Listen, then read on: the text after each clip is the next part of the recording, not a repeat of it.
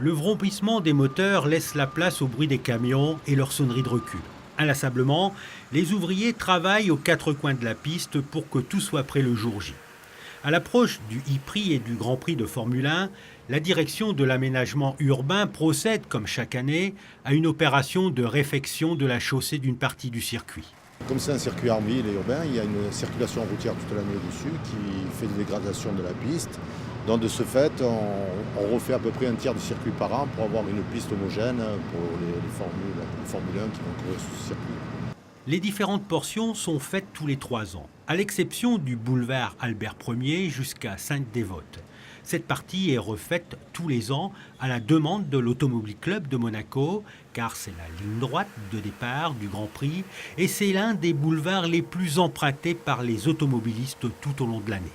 Pour cette année 2019, les portions réalisées sont le boulevard Albert Ier, l'avenue d'Ostende, l'avenue Kennedy pour le e-Prix, le quai des États-Unis, la route de la piscine et le virage du Portier. Ce soir-là, c'est le 4e secteur qui est concerné, le quai des États-Unis. Ces opérations de réfection des enrobés s'effectuent en 2 phases, le rabotage et la pose de la couche d'asphalte ainsi que la reconstitution de la chaussée. Afin d'impacter le moins possible la circulation, ces travaux se déroulent de nuit. 2 semaines de travaux à raison de 4 nuits par semaine. Le rabotage consiste à enlever la partie supérieure de la chaussée sur une profondeur de 5 cm. Il faut savoir que lors du rabotage, on vient tout simplement prélever la couche de chaussée usée, donc qui demande un renouvellement. Cette couche est prélevée sur une épaisseur de 5 cm au moyen d'une raboteuse. Alors une raboteuse, c'est quoi? C'est tout simplement un engin qui vient par définition raboter le revêtement existant. Ce revêtement donc, est automatiquement chargé par la machine dans un camion qui va gérer donc, tout ce qui est transport vers les unités de recyclage. Ce matériau est réutilisable. Il faut savoir qu'aujourd'hui, on sait réincorporer ce matériau dans des futurs matériaux qui seront appliqués de nouveau sur diverses opérations, comme aujourd'hui, donc dans le cadre du Grand Prix de Formule 1, où on vient à un certain pourcentage réincorporer l'ancien revêtement dans les nouvelles formules de matériaux. Une trentaine d'ouvriers sont mobilisés et 15 chauffeurs se relaient au volant des camions et de la raboteuse lors des nuits les plus chargées. Chacun sait ce qu'il a à faire. Ce soir, à partir du moment où il est 20h et qu'on ferme les chaussées, les rues, chaque personne sait exactement ce qu'il doit faire. De l'ouvrier au conducteur de travaux, au conducteur d'engin, au chef de chantier, au géomètre. Voilà, c'est un travail de préparation. Ça se travaille en amont, chacun sa propre tâche. Et au moment d'y aller à 20h, au moment de commencer les opérations, tout le monde sait ce qu'il a à faire. Et c'est comme ça qu'on fait du bon travail. Au total, ce sont plus de 2500 tonnes de résidus de bitume qui sont évacués.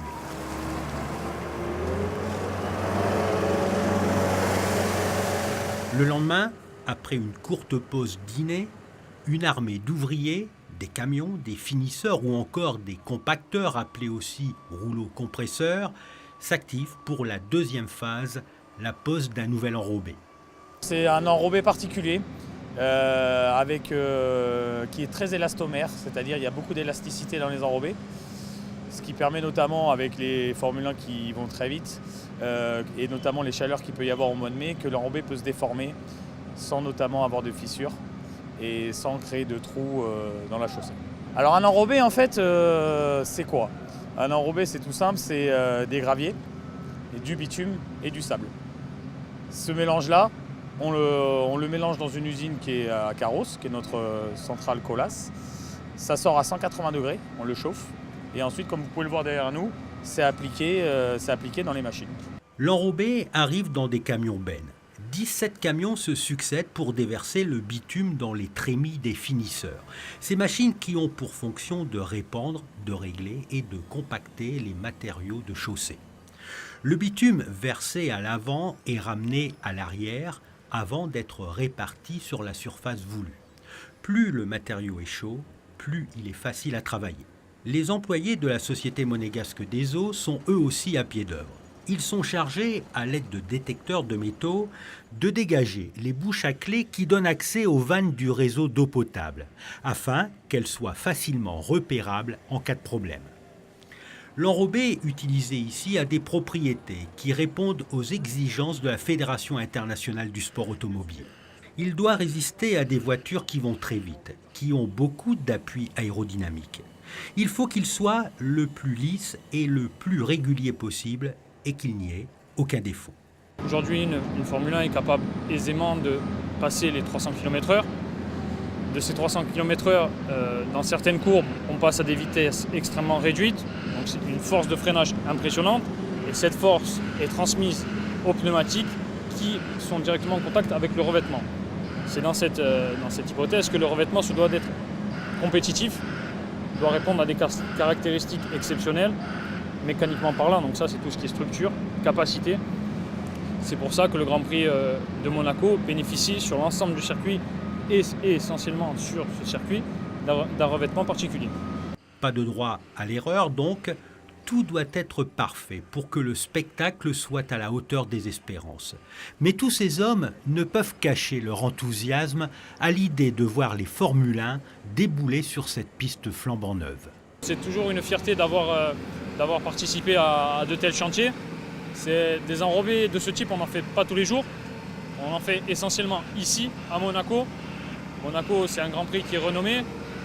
C'est une énorme fierté d'avoir des équipes aussi compétitives. Pour imaginer un peu, c'est un peu notre Grand Prix à nous aussi. Ce chantier, c'est un peu notre Grand Prix. C'est toujours, bien sûr, donc on sera les plus heureux une fois que le chantier sera terminé, bien sûr, et d'une belle manière. On sera très fiers de voir circuler des Formule 1. On espère, bien sûr, un record du Tour. Et dans les rêves les plus fous, une victoire de Charles Leclerc qui a toutes les capacités cette année de représenter Monaco. Et Charles Leclerc appréciera sans doute la réfection des enrobés, soit près de 13 000 m² de revêtements renouvelés pour améliorer l'adhérence de la route et maintenir l'étanchéité de la chaussée.